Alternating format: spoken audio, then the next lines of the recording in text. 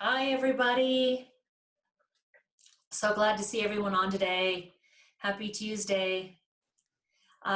So while everyone is jumping in this morning, don't forget to say hi, by the way. It, we love hearing from you, and we like for you to say hello and drop in, and because we can only see so many faces on the screen.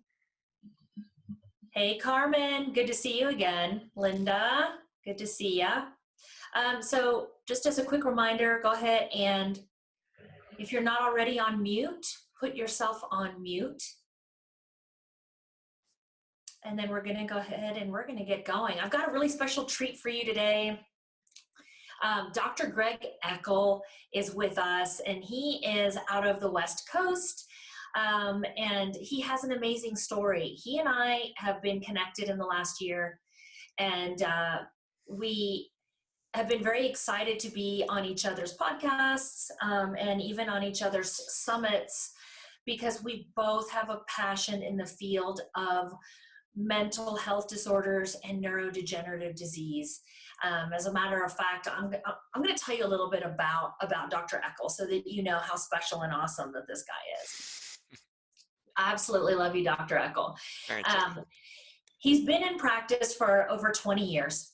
And he developed his passion for working with brain-related disorders after his wife, Sarieah, passed from Creutzfeldt-Jakob disease, which is a neurological type of disorder. And, at the time, and I'm going to let him, tell a little bit of the story so that he can give you some background, but, they weren't able to help her. And so he wants, just like I do, he wants to help people. We know that there are a lot of answers and there are a lot of solutions, and we know that there are a lot of things that we can do to prevent in the first place as well. And so, welcome, Dr. Greg. Thank you for being on with us. I know that we're going to inspire so many people today. Thanks for being here. Thanks for having me on. Awesome. So I'm thinking we should share with everybody. I would love for you to share a little bit about your story. Sure. So that people can really understand, the depth of your passion to do this type of work like I do. Yeah, for sure. As you mentioned, I've been in practice for 20 years. I have Nature Cures Clinic in Portland, Oregon. It's a very well-established integrative medical clinic. Been around since then. So it's kind of like the old school integrative providers, right? And I was practicing. My wife, Sarieah, was there. She was a certified nurse midwife, nurse practitioner.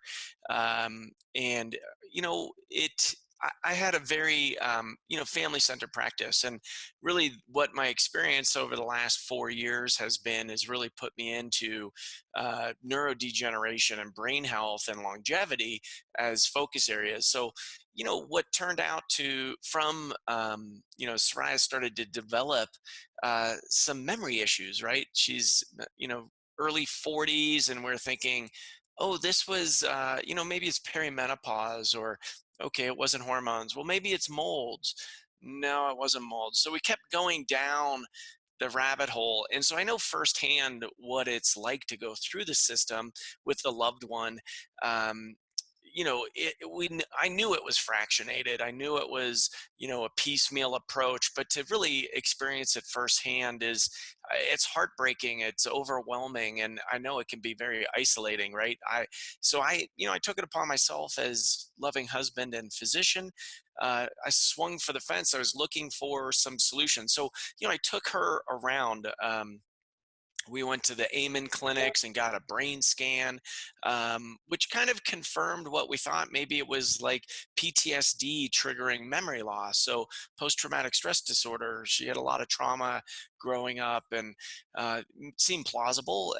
So we started going down those routes, but it just progressed so quickly. Creutzfeldt-Jakob, I knew I had never seen anything like it in the 20 years, at that point, 17 years that I had been in practice. And, I went to see see the Western providers and the psychiatrists and psychologists, and they're basically saying, "Oh, well, this is a psychotic break." I'm like, no, this is not a psychotic break. This was a highly functioning provider at the top of her game, and within 2 months became not able to communicate. It was a rapidly progressing dementia. So as you can imagine, I went through all of the differentials, and we worked up thousands of dollars of a workup to discover, it's a very rare condition. So it wasn't really high on the differential list.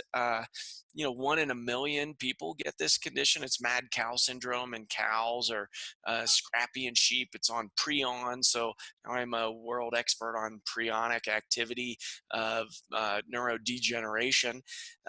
So, went through it. Unfortunately, what I found did not help Sarieah, but what I'm calling Sarieah's gifts of what I'm sharing, kind of turning my personal tragedy into a win for thousands of people, is, all of these different techniques that I discovered for her, from, regenerative stem cell therapies, neuropeptides, IV therapy, hyperbaric oxygen. And we can talk about all of those things today, because it is my purpose and passion. And it's really, after going through it, I knew the system was fractionated. I see patients over that amount of time, but to go through it firsthand, you realize, it's really broken. And, so I'm basically putting the flag in the ground and taking a stand for people's health. And really, in the neurodegeneration, brain health, longevity spheres, those are the areas that I'm really lit up about. I've learned tons about. I've got firsthand experience going through it, and that's what I'm sharing with you all today. And in general with the world. What came out of that, I wrote a book called Shake It Off, an integrative approach to Parkinson's solutions. I have a monthly Parkinson's summit, a one-day summit. I just hosted the Brain Degeneration Summit, with interviewed 33 world experts, including yourself, on that, on different aspects of brain health. And so there's so much to do. This is an area that hasn't really, the needle has not moved in 200 years for folks with brain disorders and neurodegeneration in general. And I'm just looking to make a difference, accelerate that path, and really get the word out to folks that, there are, one, really bright people doing research and helping, and two, there is a lot of hope, and there are a lot of things that maybe you haven't tried, that because your conventional providers are not tuned into it, they're kind of just stuck in their box. And we're really thinking outside of the box, because we treat whole, dynamic, heart-centered people, not just pieces and parts. And I like so many of the things that you say are just so poignant. One of the things that I think that people are starting to wake up to and realize is that science is evolving, right? Which is saying that, what we believed to be true, through scientific methodologies 30, 40 years ago, it doesn't mean that they hold true today, because we have advances in technology and we've had advances in medicine. Yet our model of medicine, it's, we'll just call it what it is. Especially in the field of mental health and neurodegenerative disease, it's failing. It's not a solid model. It's not an evidence-based model. And so, people like you and I, we are using the new evidence-based model so that we actually, can help people. And for those of you listening, this is cutting edge, and this is where medicine is moving. And because of what's going on right now around the world, this is a silver lining for humanity, because the model has to change. The model is broken. The model is outdated, not just in the field of mental health. And we need to start looking at things that do work. And we need to start understanding, especially when it comes to mental health issues, neurodegenerative disease, that there are models that, that are working, that really need to become mainstream. Wouldn't you agree? I think it's incredible, even in the time right now of COVID, right? When you look at who's most at risk? It's folks that have comorbidities. Why are we not talking about that in the mainstream media? Why isn't that a discussion of like, hey, now more than ever, it's time to take care of your health. Like it's time to raise all of our health and our vibrations and our just our vigor and just basically our vitality needs to increase.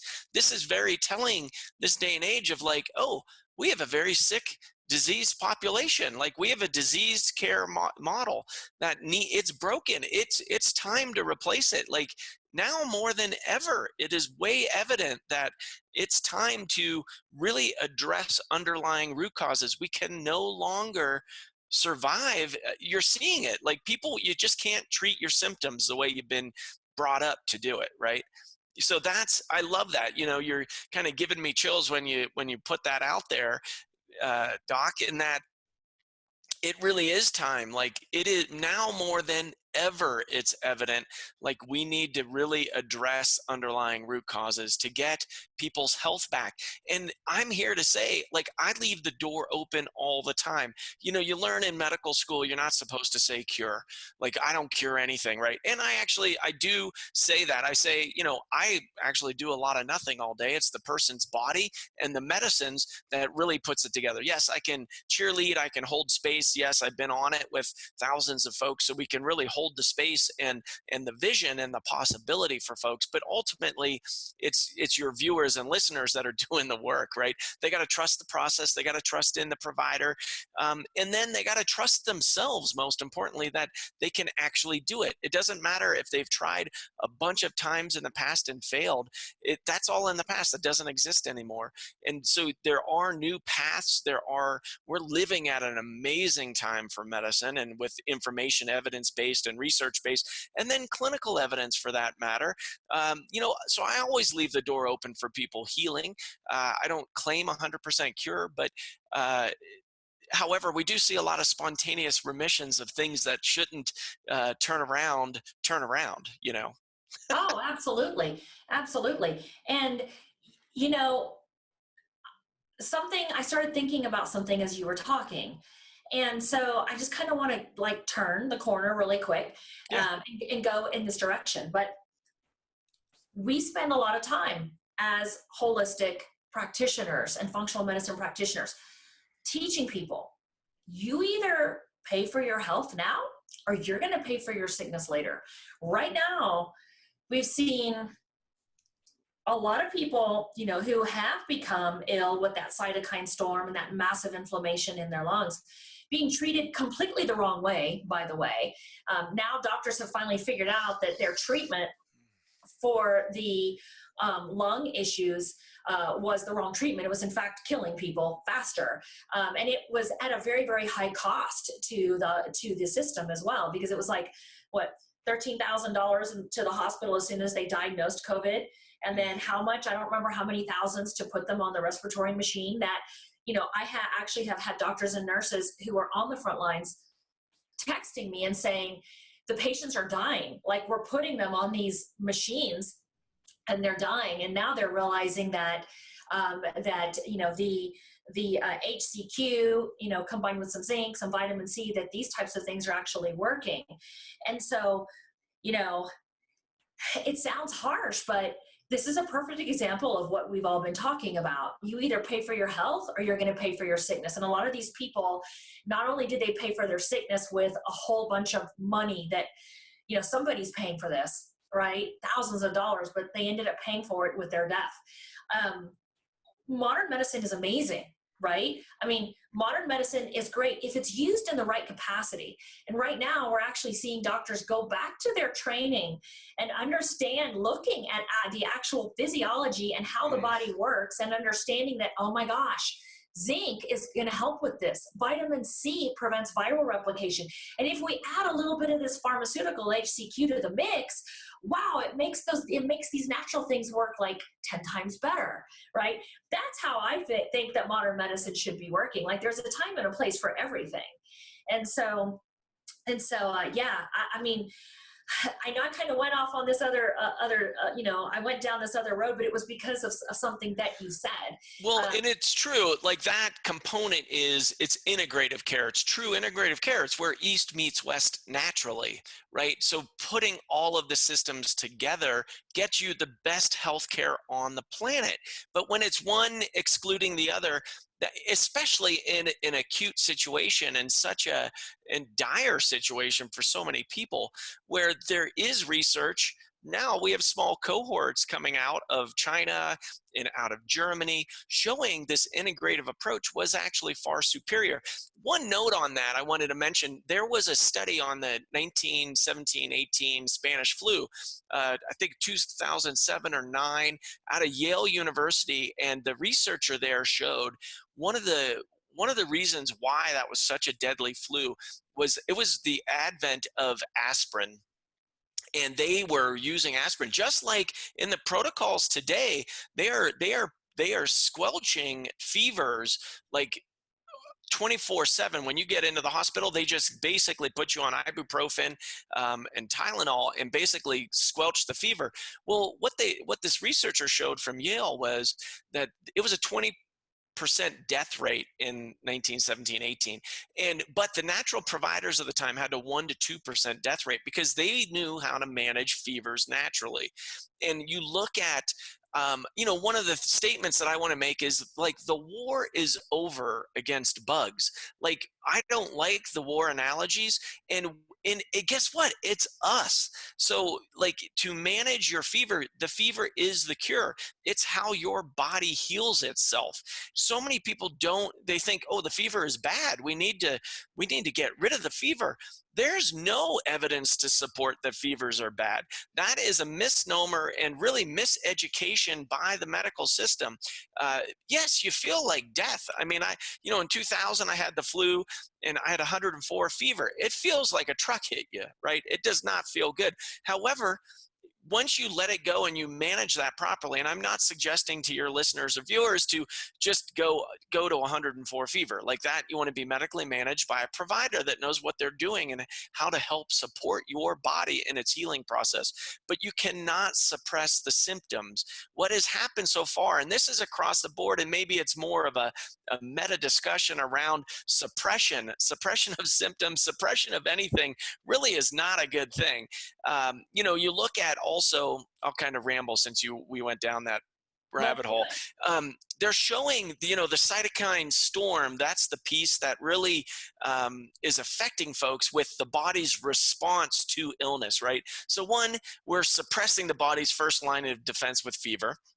Then it mounts up this other attack and it overwhelms, right? The language is so sensational in the media. It overwhelms the system. Well, what we're finding is the folks that have an imbalanced, basically cellular to humoral immunity, or cell versus antibody response, they're deficient in vitamin D. We know in North America, 70% of people minimally are deficient in vitamin D. So this is like common knowledge in integrative natural healthcare that everybody should get their vitamin D checked. And right now, I'm just presumptively treating people as if they were deficient in it because of this information coming out. So there are, there's these little clues or little strings from the past and history that we just need to listen and learn from them and not get so arrogant in the latest, greatest research. I mean, it's there, right? We know there are these things that we could potentially be making a difference. Now, I'm not claiming cure for COVID, although what we will see in the early data is coming out now from our friends and colleagues in the natural health world of, some clinics have seen 50, others have seen 128 confirmed COVID cases, right? And having, no hospitalization, no complication. And these are people with comorbidities. So there are ways to manage our health.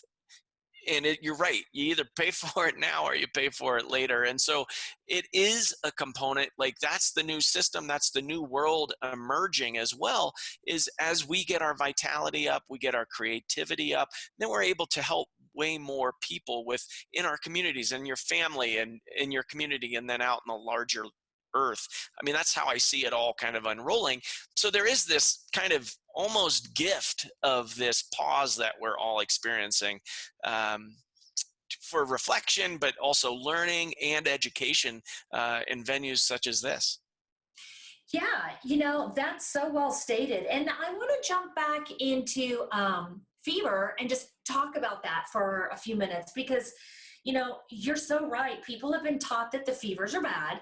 And the fevers are, in fact, one of our body's very powerful mechanisms of the immune system. We have a lot of different guns in our immune system, so to speak. We've got all different we've got the primary, we've got the frontline soldiers, then we've got some back here, then we've got some back here. We've got a lot of different systems in place in our immune system. And our bodies are so powerful. Viruses are not new. Bugs are not new. In fact, and we should talk about this, right? I want to hear from you on this topic about viruses because we have thousands of viruses living in us every day. But yet all of a sudden, because of the sensationalized media, we're like, oh my God, there's this killer virus. This is exactly it. Yeah, this is exactly my point. The war is over. Like, it's us. The viruses come in and they influence our DNA and the way our bodies express themselves. So we've all heard about the microbiome.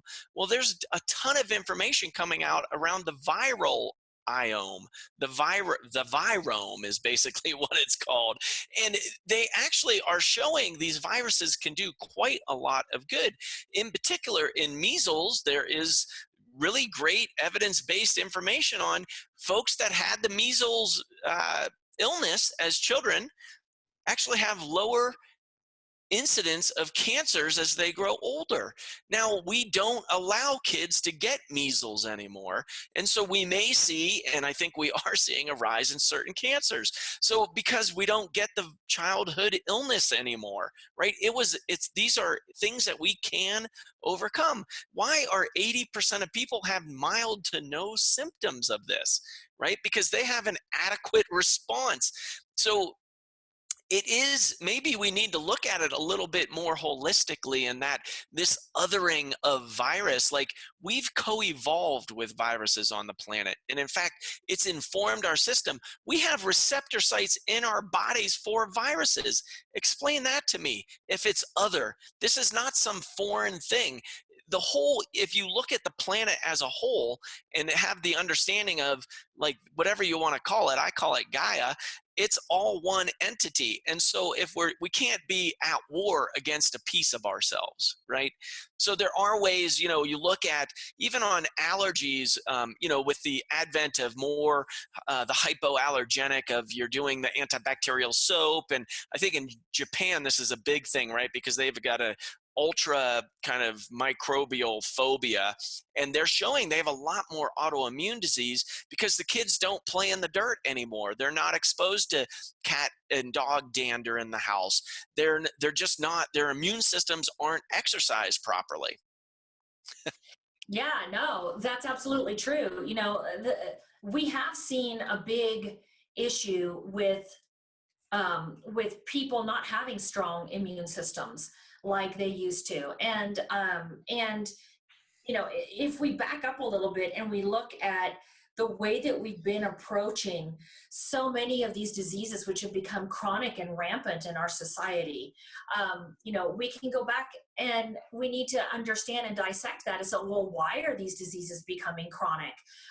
And a lot of the same toxins and foods and medications and things that triggers that we're exposed to that are causing all of these chronic diseases are also causing a lot of these immune issues as well. And a lot of these chronic diseases are, in fact, immune based issues. And so if we have a different approach where we understand that the body is strong. We don't fight against these things. We work within our ecosystem of the planet that we live in, and we make our bodies more resilient. Then, this would be completely obsolete. This would not even be happening, right? This just wouldn't even be happening. And so, we really need to take a step back. All of you who are listening to this, If you're not already on the holistic medicine bandwagon, this is where you need to be. Come join us, jump on the bandwagon with us, because we're going to show you how your immune system and your body is resilient. Your body can heal. You're not broken. You're not weak. And you certainly don't have to go for a medicine or a surgery for every single thing. And I'm not saying that, again, I am not saying that pharmaceuticals and surgeries are not amazing and don't save lives, because they absolutely do. However, for a lot of the chronic diseases that are out there that people are told that they have to live with for the rest of their life, that's BS. It's absolutely not true.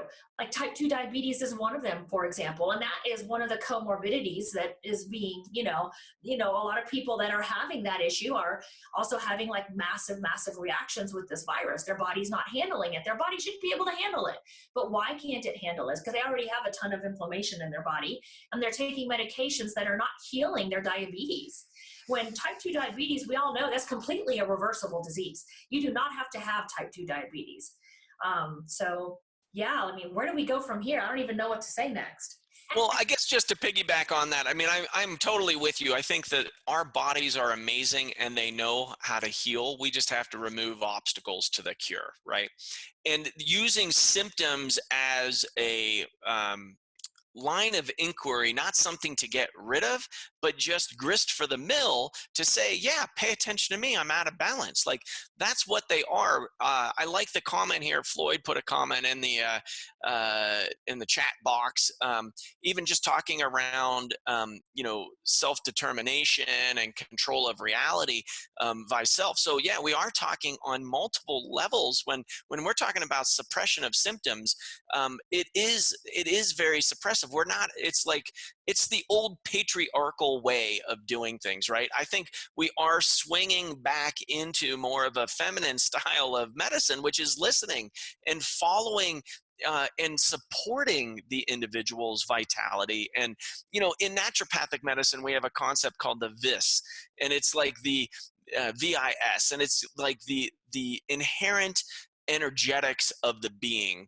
And when you step into that in a medical realm, you can really support the body's ability to heal. And truly miraculous results, like from somebody with type 2 diabetes of a 14% hemoglobin A1C, which is totally outrageous, uncontrolled diabetes, we can get them back under 6.5% of hemoglobin A1C. That's a 3-month window of looking at sugar. So in conventional land, you'll never hear of that. Like, basically, I have patients, their endocrinologists have diabetes themselves and they cannot control it. And it's like, why are you going to see that doctor? They can't even control their own diabetes. Like, what is going on here? It's the emperor wears no clothes at this point, and it's becoming more and more evident as we shine the light on it. It's like, I'm with you. I have a DEA license. I can prescribe any drug on the planet. I have an amazing scope of practice in Oregon. And just at 20 years into practice, I choose not to prescribe a lot of those medications. Occasionally, antibiotics are very appropriate. You have a bug, you take an antibiotic and it goes away. Not for viruses. The antibiotics don't work for viruses. Pain medications, I don't prescribe those anymore, right? Because they don't do it. They don't get at the root underlying cause. So I'm with you. We don't throw the baby out with the bathwater. There's some really great things. Like, if you have a broken bone, I want you to go to the ER to get your bone fixed. Don't come to see me if you're bleeding out. Like, they will save your life. But for chronic illness and for this systemic stuff, they don't really have an answer. Yeah. And, let's talk about chronic illness for a minute, because that's so perfectly said. They don't have an answer. Take a look at statistics, guys. I wanted to pull something up earlier, but I didn't get a chance to. If you've been on your social media, you've probably seen, people talking about the statistics. When you see some people freaking out because they feel like others are not concerned with the deaths, we're all concerned with the deaths. And especially dying the way that people have been dying is just, it's horrifying, okay? But let's just step back a minute and let's look at the number of deaths that happen every single day and every year, not just in the US, but around the world with these chronic diseases. Nobody even thinks anything of it. People are dying every few seconds from suicide secondary to some sort of mental health disorder, and nobody bats a freaking eye. What's going on with that? You know, people are dying every day from kidney failure, liver failure. They're dying from Alzheimer's. They're dying from dementia. They're dying from heart disease. You know, people, I mean, by the, you know, the numbers are just astounding. And I've got all of the statistics. We can always pull them up at some point, you know, not during this call because it would take me 5 minutes to find them, but I've got all of that. And these chronic diseases are preventable. And not only are they preventable, the majority of them are reversible. And so it's important for us to wake up and see that, right? What are your thoughts on that? Yeah, so I totally agree. I mean, you look at it like cardiovascular disease is still the #1 killer, and nobody's up in arms around that. And it's like, well, why all of a sudden? I mean, yes, death in general, and we can talk about death in general too, because one of the basic truths of living is nobody gets out of here alive, right? So I think, you know, the components that I've seen in my clinic and in my communities are the two biggies are, one, the fear of death, and two, the realization that, oh, nobody has control of this thing. It's out of control, right? We have to admit that we are on this small little planet orbiting in this vast universe, right? And then acknowledge, like, it's out of control. Like, how can it be out of control like this, right? So those are the two, like, that was, I think, why what we saw with, like, you know, people going out to buy toilet paper and running out of toilet paper in the stores, is that's a sense of being overwhelmed and out of control. Like, that's what the psychologists are saying. Like, people do that. I was thinking maybe it was more Freudian esque of, or Americans are full of shit or something like that. You know, but we, you know, you have to have some humor during this whole thing, right?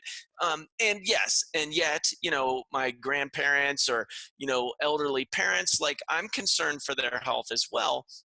And in the grander scheme, you know, we've got global climate change happening now too, which people weren't really woken up to that thing because it's not really now. So when you can see it, it becomes a little bit more apparent of, we got to do something now.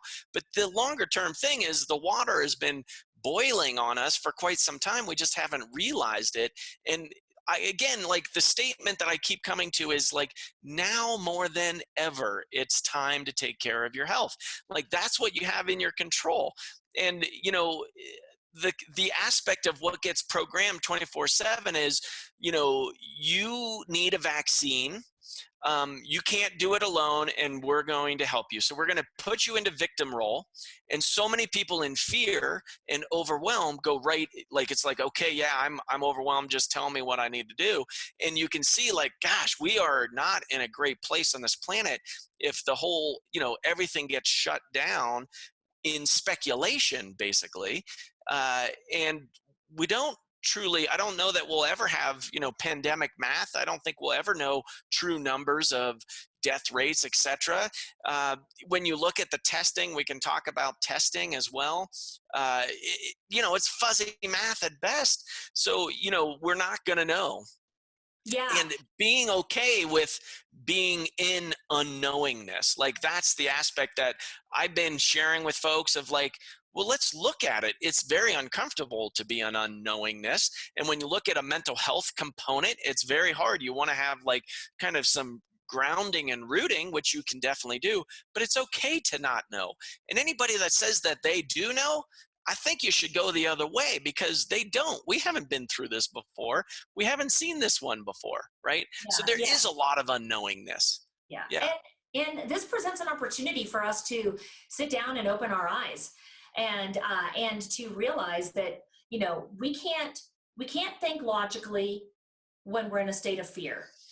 And if you start fearing the unknown, then you are in a state of fear and you're not going to think logically. So focus on being present and open your eyes and look at what is. And if we look at what is, you know, we as a country, we can save ourselves, because we need to do that. There's a lot of things happening right now that are frankly, you know, scary. And but I know that we as a country, I know that at some point, everybody, people are waking up and people are seeing what's really going on, and they're starting to take action, and they're starting to pull themselves out of this nonsensical state of fear, believing that the government is going to come up with all the answers. We already have answers. We already have answers. We don't need the government for that. Somebody was asking a question. Doctors, what do you feel about positive COVID patients complaining of psychological and mental component? So first of all, let's talk about COVID positive patients. The testing is very skewed. And if you disagree with me on that, Dr. Eckel, or you want to add into that, just go ahead and say it. But right now, the testing is very skewed. First of all, people that are dying and coming into the hospital, and if you guys haven't seen this, go online. It's all over the news. You can find it. It's fact. The doctors have been told, I believe by the CDC, to start marking everything as COVID cases. So they're marking it without empirical evidence. Secondly, these testing are not accurate. They're testing for a multitude of different coronaviruses. And so, there's a lot of questions going on, but with people starting to complain about psychological and the mental component as the cascade of symptoms, I believe that that's all rooted in fear.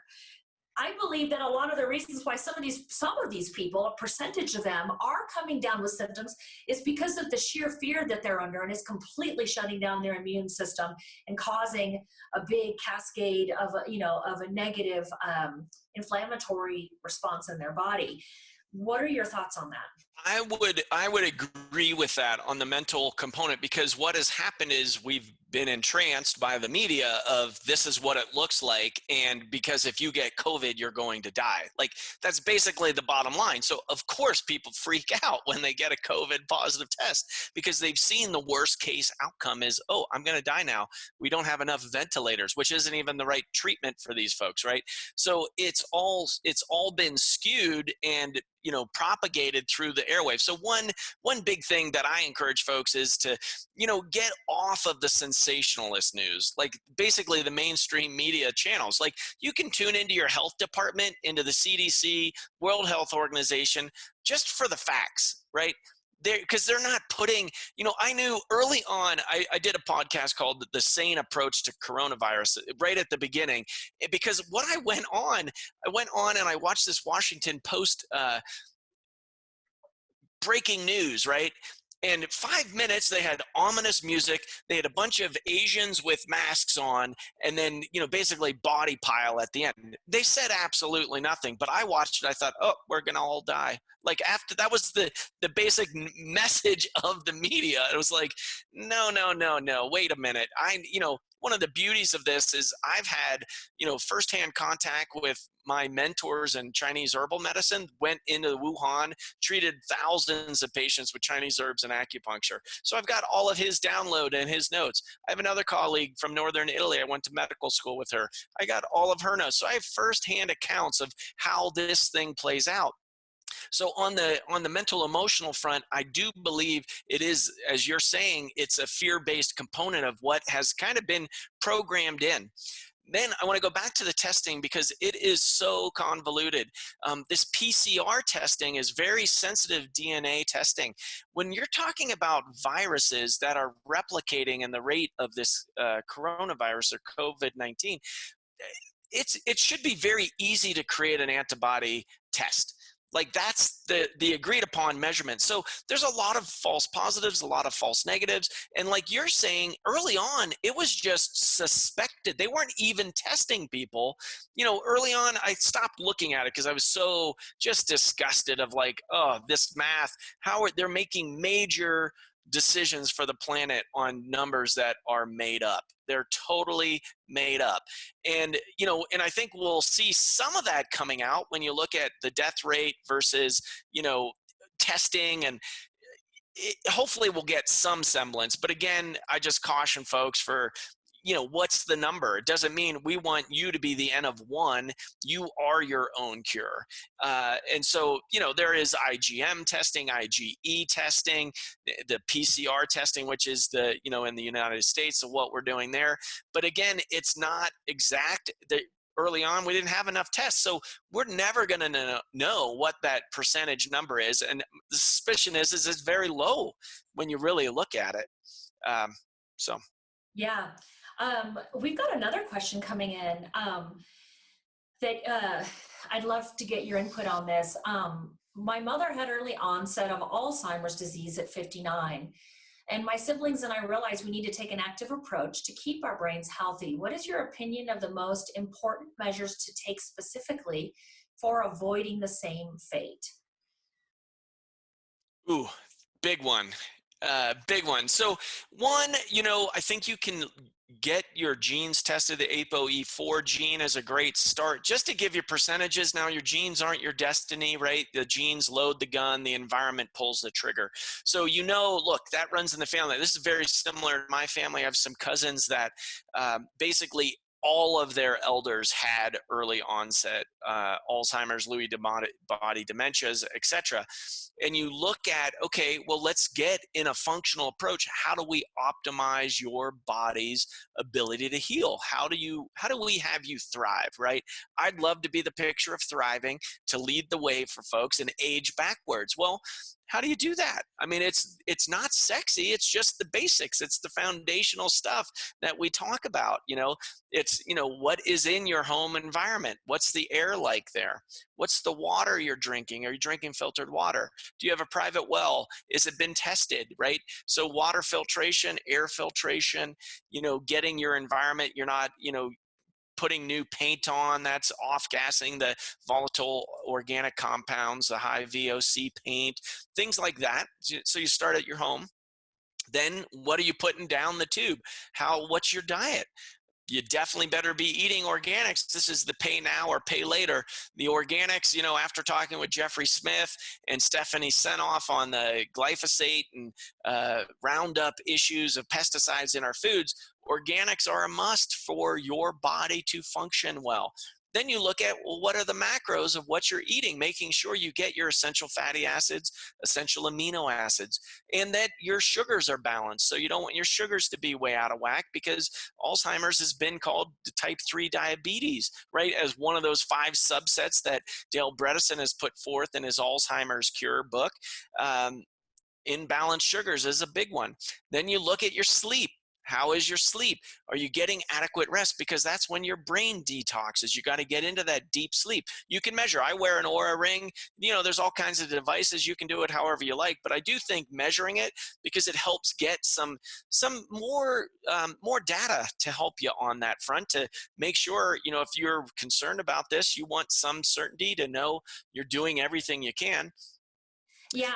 Exercise is another one. I mean, those foundational stuff of like circulation, moving your body. And then if you need, then you get on some extra supplementation or herbal support to help prevent that as well. And, there is a lot of stuff that you can put in right now. They're showing with Alzheimer's 20 years prior, there were some early symptoms of it developing. So, you're saying 59 there. So at 39, if you're older than 39, then you're a little bit behind the curve. Doesn't mean you can't do anything about it, but it just means like now more than ever. That's what I want people to get from this discussion today. Now more than ever, it's time to take control of your health.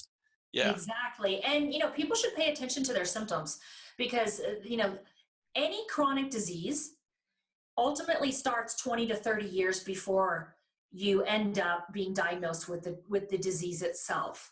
And so, pay attention to things like mental fatigue, even physical fatigue. How about brain fog? How about like your brain, it's just not firing as fast. Like you're starting to like forget little things like, where did I leave my keys?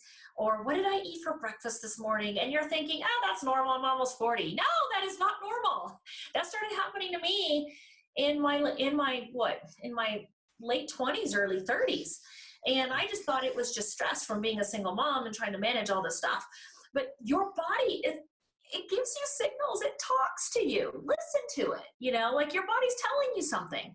Listen to it. And so, I totally agree with you. All of these things are super important. And if you want to really dial in on your specific operations manual, you can look at a lot of other genes too, so that you can know for you specifically what types of foods are going to benefit you the most, what type of healthy foods are going to benefit you the most, and which healthy foods might not be the best for you.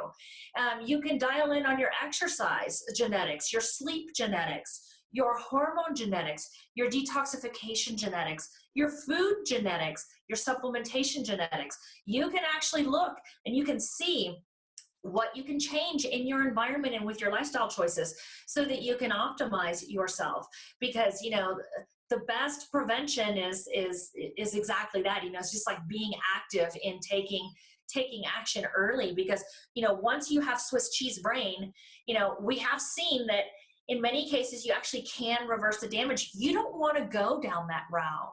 You want to start taking care of stuff now. Here's another really good one somebody's asking, and we've had a ton of people asking us this in emails too, and even in texts on social media. Do you think everyone will be forced to take the vaccine when it's developed? I've got some things to say on that, but I'm going to let you go for it. And then we can go. Well, you know, we're living in interesting times, right? Yeah. I try not to future trip on that one in particular. I don't see how that will ever fly in this country. And I think that they are seriously discussing this. And I think it's criminal to have forced vaccination of anything. That is not medical freedom. That is not a free society. For how much safety, perceived safety, do we want to give up, right? I mean, we saw this after 9/11 with certain privacy measures that people said, okay, I guess we're willing to give that over now. And I think a lot of people don't understand what has really happened in eroding of our rights in this country. So I think it's a concern. It's a concern of mine. It's a concern of the integrative medical community. It's a concern of people that have any ethics, because, you know, the basis of informed consent, which is in the medical community, that's not occurring with a forced mandatory vaccine. So I think there are a lot of angles that we can come at that. I'm sure there are proponents for safety reasons. I mean, you hear Bill Gates talking about it, of, you know, because he owns the vaccine. I don't think it makes anybody any safer. And in fact, because we have fuzzy math, we're building it on quicksand. So, you know, I'd love to see the discussion be around how do we raise the vitality of everybody, because the vaccine is not going to save us, folks. It just isn't. They haven't saved us to this point in time. This one is no different. In fact, we have no research on a vaccine at this point. So to rush one to market and then make everybody get it seems criminal in my book. Yeah, well, and it doesn't just seem criminal in my eyes. Um, it is criminal. Yeah. You know, just go back and read the Constitution, guys. I mean, we all read it as kids. I have actually read it like 5 times in the last couple of weeks, going back and reading different articles in the Constitution, different sections of it. You know, we are very lucky in this country. And let's not forget that this is governed by the people, not by the people that are sitting up there right now in government. We ultimately make the decision. Don't disempower yourself by forgetting what our constitutional rights are. Yes, and one word on that, what we're actually doing in Oregon right now, there was a band of citizens created a Facebook group on we're evaluating every candidate up for election and grilling them on this question.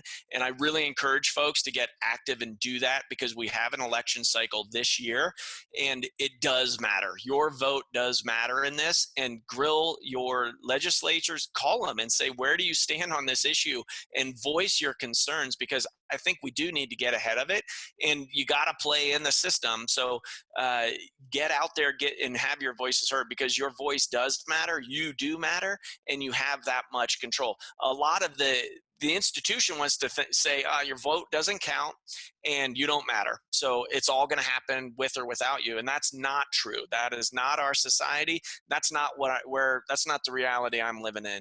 So right now is the time. I know it feels a little overwhelming to, well, geez, doc, I'm going to add that to my list, but no, this is an important issue for sure. Yeah, absolutely. And what is that Facebook group so that we can put that into the chat? Oh, the Facebook group. I didn't know you would ask me that. I don't have that off the top. That one is just in Oregon. That's an Oregon Concerned Citizen. So there is, during the, the last push for vaccination, forced vaccination, Oregon really mobilized around that. And I'm going to blank on their names now, but I can get them to you after the show, and then you can post them up here. Yeah, well, and it might encourage other people in other states who are listening to maybe form their own. This is the thing, guys.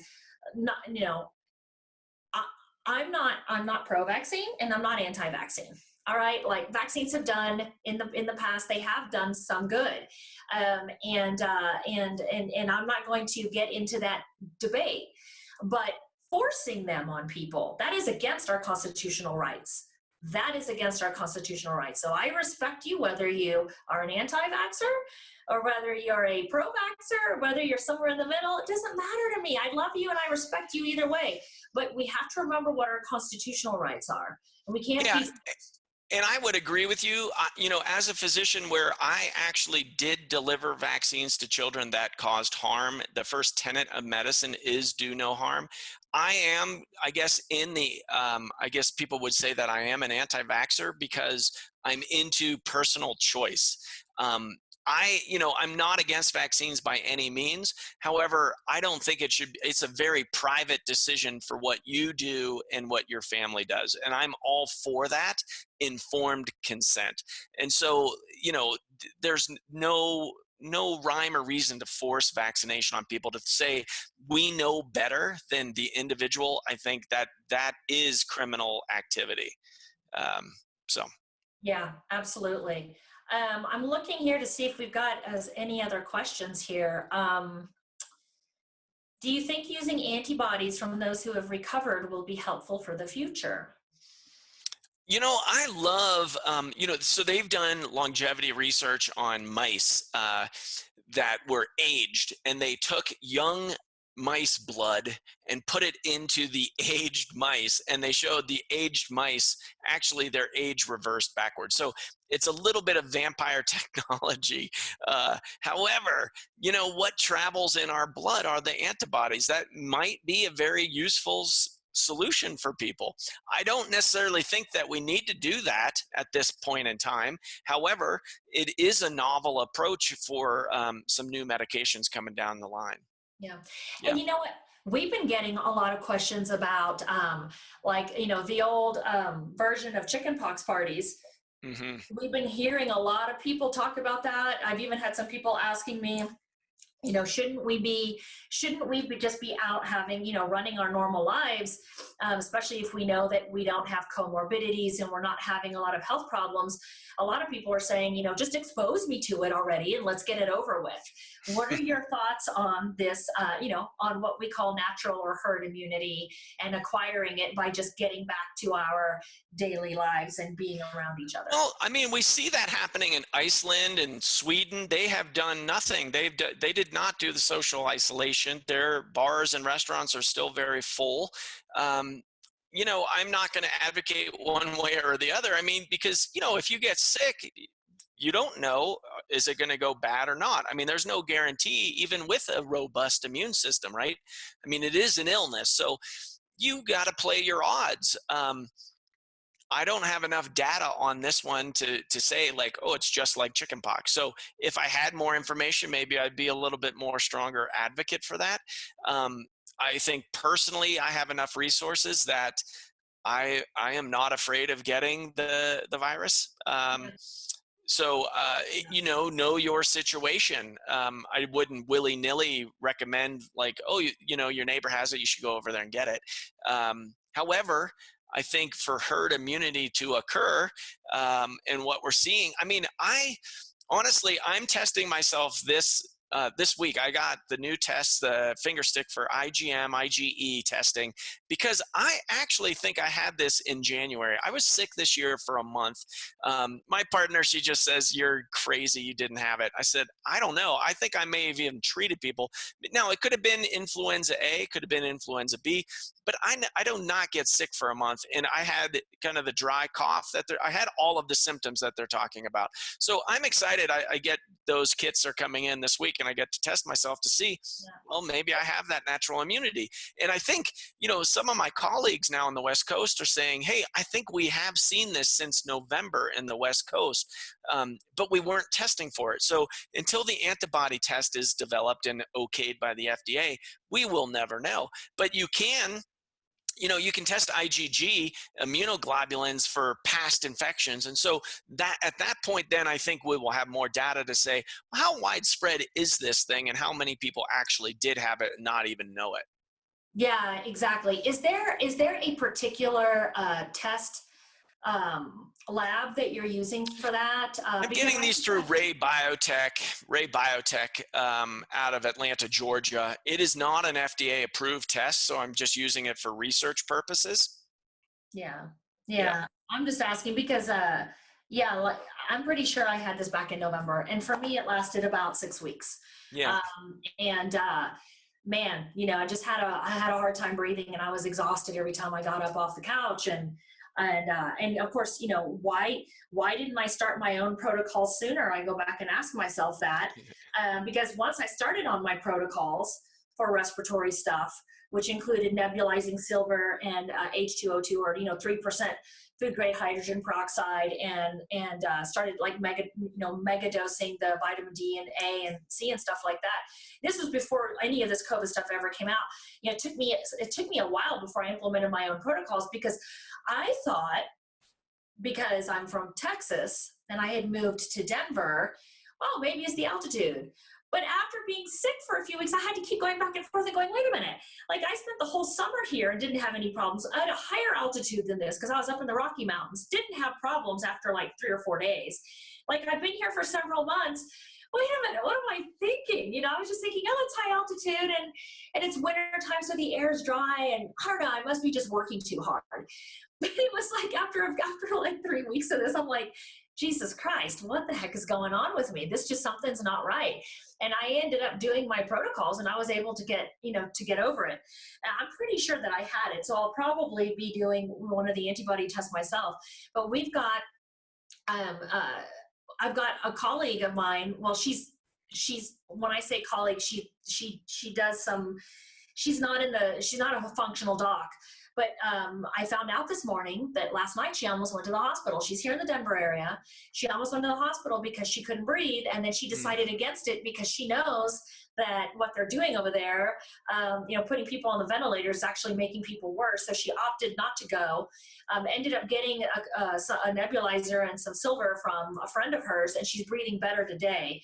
After we get off the call today, I'm heading over to her house. I'm not afraid of this craziness that everybody's afraid of, and I'm going to go take her all the protocols that she needs so that we can get her past this very, very quickly.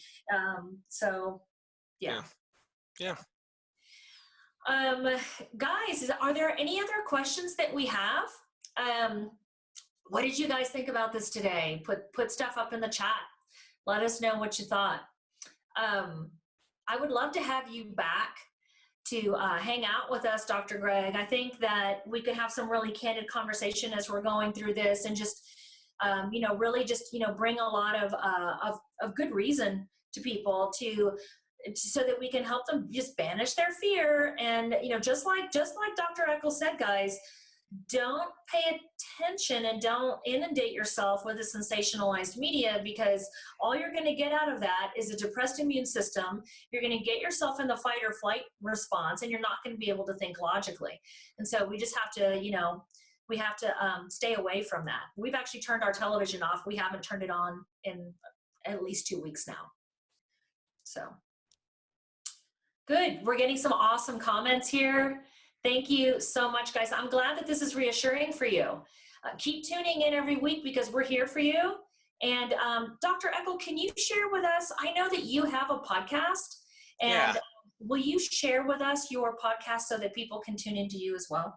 Yeah, sure. It is What the Health. You can go, I'll type it in the chat box here. It's naturecuresclinic.com/podcast. it also, from whatever, media you use, it's What the Health. And if you put in Eckel, What the Health, Eckel. But naturecuresclinic.com/podcast will get you there. I have a weekly podcast, a variety of topics with experts such as your lovely leader here. You're awesome. Yes. Thanks everybody for tuning in today, and we will see you guys on Friday. Have a great day.